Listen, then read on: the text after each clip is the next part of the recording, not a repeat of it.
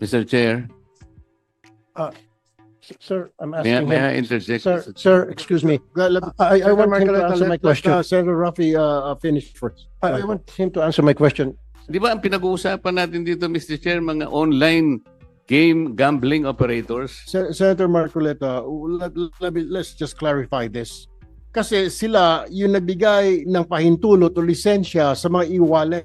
Just Hindi. answer yes or no. Pinayagan nyo ba? Sandali po, hindi pa nasasagot muna yung tanong ko eh. But let us not naman fribe people. Let me answer. Mr. Chair. Bakit nag-isa? Yeah. Senator Let me, Cayetano, then with your Senator permission, dahil ako Ontiveros. Senator Cayetano. Thank you, Mr. Chairman. May, before I ask Pagcor, 2 or 3 points lang. Deputy Governor, can you clarify? Sabi niyo kanina kay Senator Marcoleta, may order na kayo na tanggalin yung links. Yes, Your Honor. So, hindi sumusunod sa inyo. Do you have GCash? Yes, Your Honor. I-open nyo yung GCash mo ngayon. Nandiyan pa huli yung link. We gave them 48 hours, So- Your Honor, to take down the links.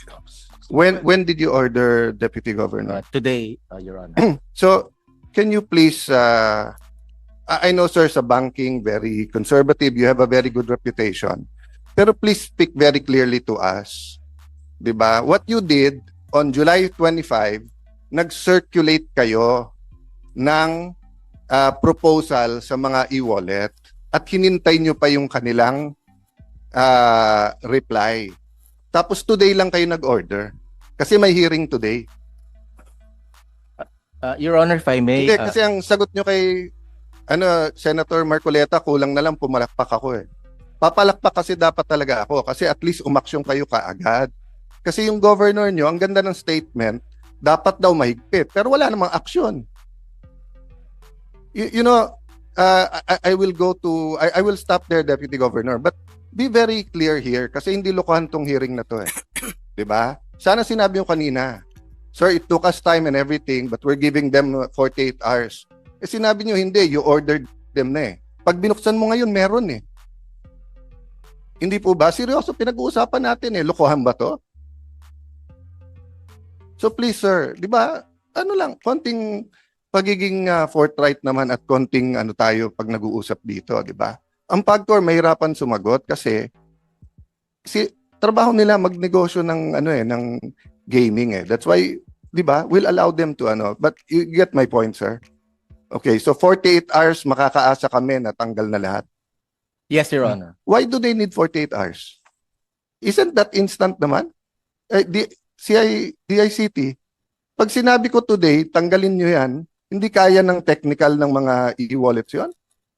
So balato muna, 2 more days? With the permission of our Secretary, Mr. Chair. Yes or no lang, sir? Para madali. Yes, it can be done right away, Mr. Chair. So sir, why do we give them 48 hours pa kung sure naman kayo?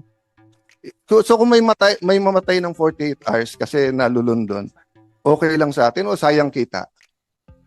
Your Honor. Hindi ko naintindihan eh kasi binigyan nyo since it's August 14 eh. Binigyan nyo since July 5. You know, if you call them into the room, you are the central bank eh. So I'm sorry, Mr. Chairman, I'm just talking in terms of from the Committee on Banks, di ba? I was briefed. Conservative, these are gentlemen, etc. But if you called everyone into the room on July 5 and everyone pumayag, the next day, July 26, wala. You come here in the day of the hearing, you know all of the cameras are here, representing the central bank, telling Senator Marcoleta, wala nang links, then nung tinignan ko meron, then we're giving them 48 hours na hindi naman nila kailangan ng 48 hours. Bakit po? Bakit tayo ganun? Your Honor, we gave them sufficient time for all of them to Sir, book- the ICT just said now, they can do it instantly. Wala kayong technical people sa central bank? Kayo nagre-regulate ng e-wallets eh. Or sayang yung kita nung 2 days.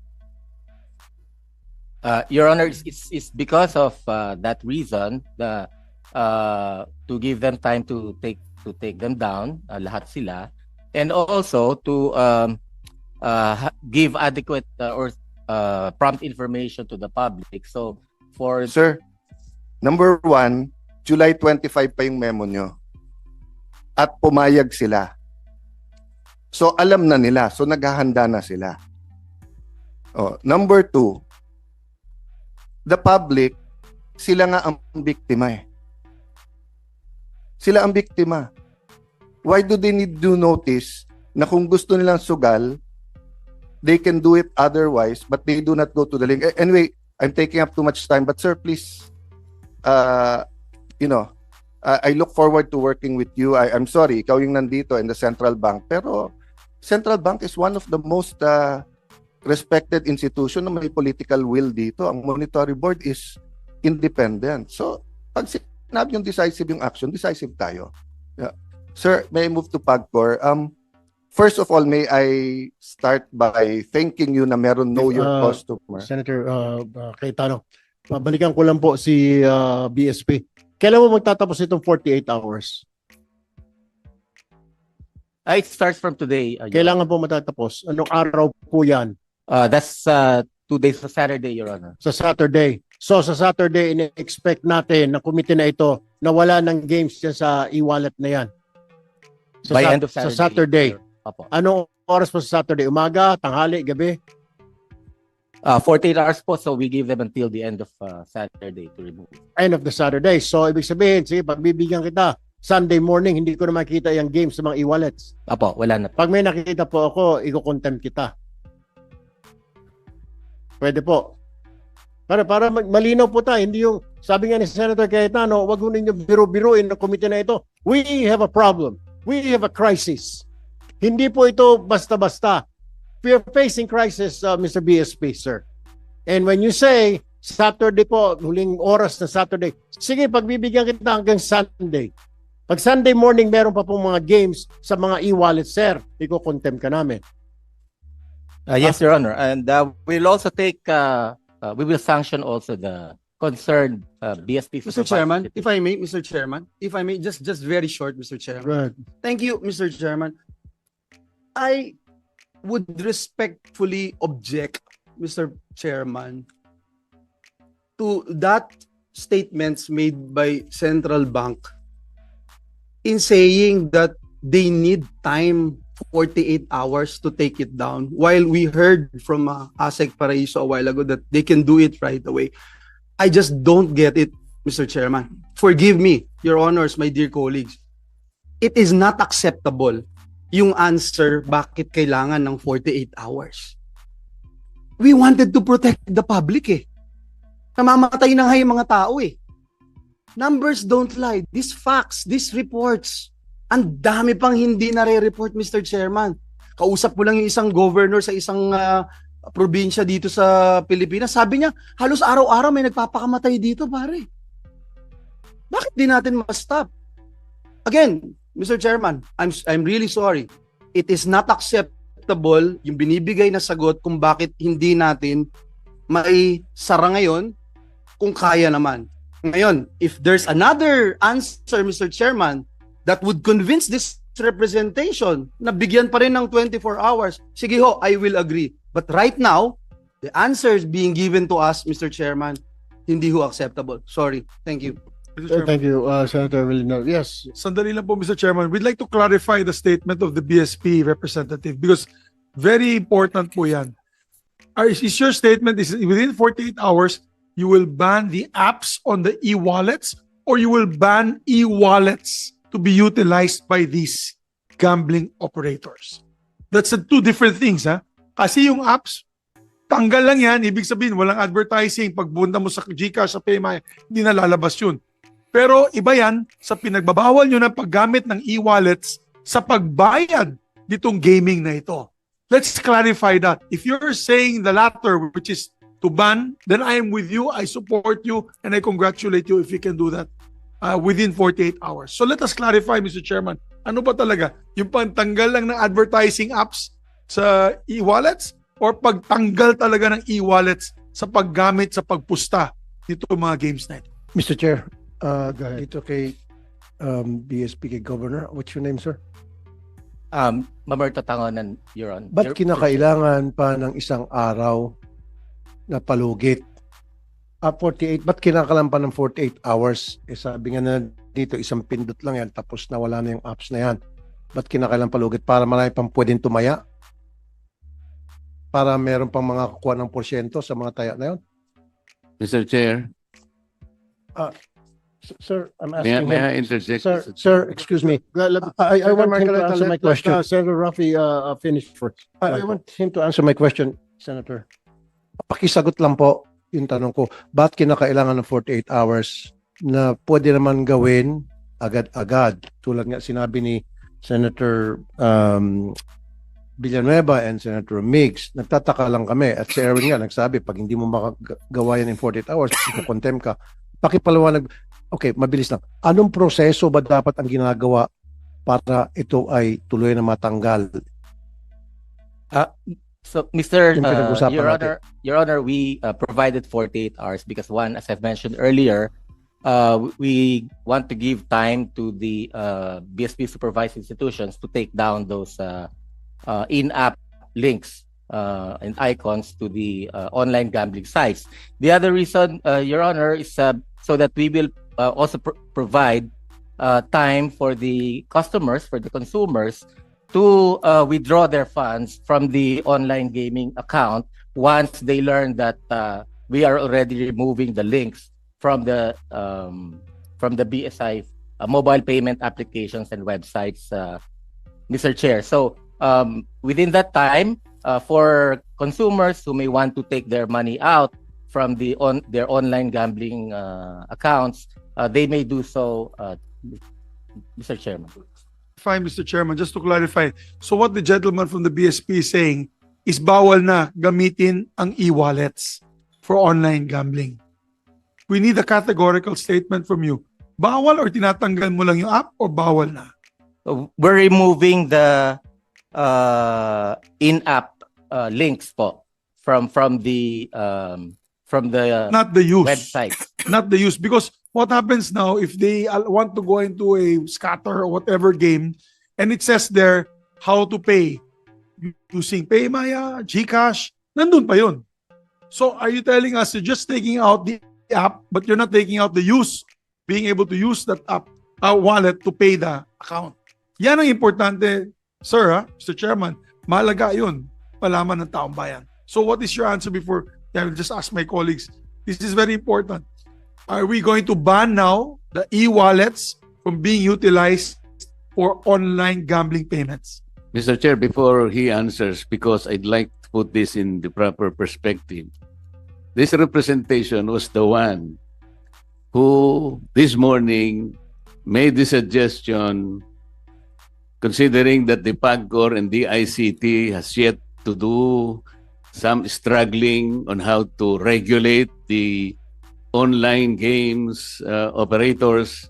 Ang sabi ko nga, maybe BSP should issue a suspension order to all wallet platforms like PayMaya, GCash, etc., to suspend their links to all online gambling operations. Yun po yun eh. Hindi ko alam na bakit sila po yung parang nagigisa ngayon samantalang they're only I think they have only a very limited participation. Sir, are you a game developer? Are you an enabler? Are you a promoter? Di ba ang pinag-uusapan natin dito, Mr. Chair, mga online game gambling operators? Senator Marcoleta, let's just clarify this. Kasi sila yung nagbigay ng pahintulot o lisensya sa mga e-wallets. Pero kasama po ba sa paglilisensya ninyo na pumasok sila sa sugalan, BSP Governor, sir? Did you allow them? I mean, meron po ba kayong go signal to include online gambling sa e-wallets? Did you do that? Kasi ang alam ko po, e-wallet para padala ng pera, di po ba? Bakit po pumayag kayo? I mean, this has been going on for several years now. Mr. Chair, we allowed them to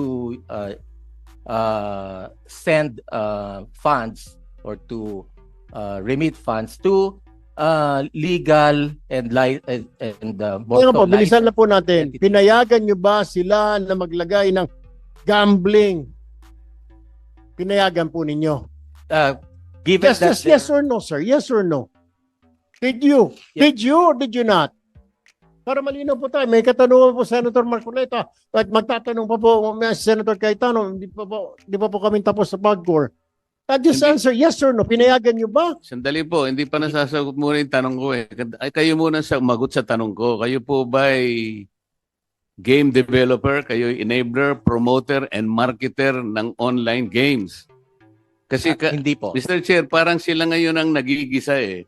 That's why I'd like to point out, ano po ba yung limited participation ninyo eh? Kasi ang PAGCOR po ang merong regulatory powers dito eh. Bakit hindi sila yung mauna na mag-regulate? Bakit po yung GCash ang dinidiin natin? Parang nakikita ko, we're all barking on the wrong tree. I just made a suggestion this morning but I did not expect na sila yung gigisahin natin. Hindi po sila yung operator eh. Ang kanila, sa akin pong pagkakaunawa, the participation of GCash occurs only at the point where lawful payment facilitation is performed. And GCash has employed stringent regulatory and compliance control. So, bakit sila yung receiving end? Ito lang naman ang punto. Let us be very reasonable here. Don't be harsh on anybody. Yung PAGCOR ang uunahin natin dito. Sila yung nag-breakdown ng regulation. If they cannot regulate their own accredited and approved online game operators, at sinasabi nila ngayon dito, Mr. Chair, ang problema yung pong mga illegal, bakit hindi po nyo puntahan ng mga platforms, Mr. PAGCOR? Eh, ang mga platforms, kabisado naman natin kung sino-sino sila. Ito yung Google Pay. Ito yung Amazon. Ito yung Facebook. Ito yung Twitter. Can you not go to them in the first place with the help of DICT? Doon kayo magsimula. That's the first layer. And then go back to your legal or illegal. Tingnan nyo kung meron silang KYC measures to protect the public. Why are we frying the e-wallet? Wala po akong nakikitang participation nila sa e-gambling or whatever. Yes, but they are the conduit to But online for gambling. the Without- record, walang for the online, record, hindi I makaka- was the one who pwede- suggested. Hindi po pwedeng magtaya yung mga bata kung wala yun. Kaya nga po, ang sinasabi ko, i-suspend nila. Tapos na yun. Pag sinuspend nila lahat, yung link, so wala na pong magbabayad. Mr. At the Chairman. very least, merong provisional tayong nagawa ngayon. May provisional measure that we have done. But let us not naman fry people. Let me answer. Mr. Chair. Bakit nag-isa? Yeah. Senator Let me, Cayetano, then with your Senator permission, dahil ako Ontiveros. ako po yung medyo uminitulo. First and foremost, tama po, Senator Marcoleta, ikaw nag-suggest. Ang kasalanan ko, I take all of your suggestions seriously. Na-offend lang po ako na sinagot kasi na wala na yan, wala nang links. Samantalang nung inon ko yung phone ng aking staff, meron pa rin link. And because nga, I found it lack of political will na July 5, kinonsulta pa